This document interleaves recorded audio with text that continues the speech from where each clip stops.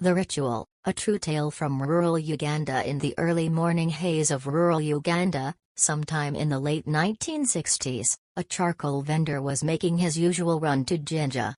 His truck, heavy with sacks of charcoal, rumbled over the dusty roads as he passed through a sleepy village he often stopped in to do business. He pulled into a familiar compound, a cluster of huts, shared by multiple families, typical of the region. The smell of dew and firewood still hung in the air. And that's when he saw it. Slumped quietly against the door of one hut sat a man. His hair was long, unkempt. His clothes hung loosely on his frame. He looked drained, silent, almost hollow. But the charcoal vendor knew that face. As neighbors emerged from their homes, whispers began spreading through the compound. Then, a sharp gasp broke the silence. A woman clutched her chest and stumbled back in shock. "That's my son." Her son. Who had died and been buried 3 days ago. A fresh grave just a few meters away gaped open at one end, not as if someone had dug into it, but as if something had come out. The earth had shifted outward like a massive molehill. Then, the hut door creaked open. The boy's father stepped outside. And as he did, the motionless figure fell backward through the doorway and landed at his feet. Silent.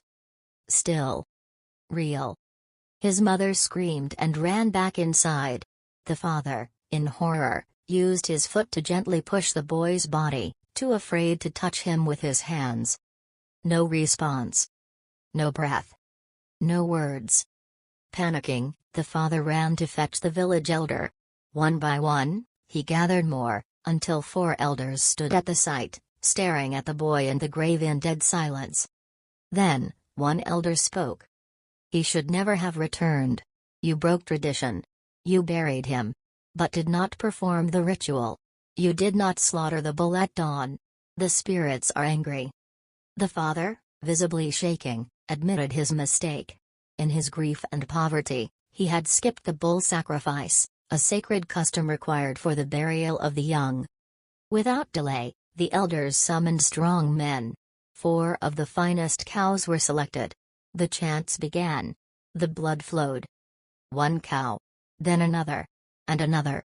As the 4th cow's neck was slit, and its blood spilled into the dust, the boy began to stir.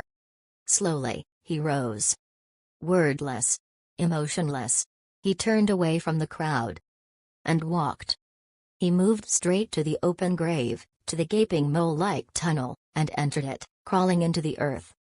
The crowd held their breath. And then, the grave sealed itself. The soil shifted back into place. No hole. No tunnel. No trace. Gone. The elders said nothing. The people dared not speak.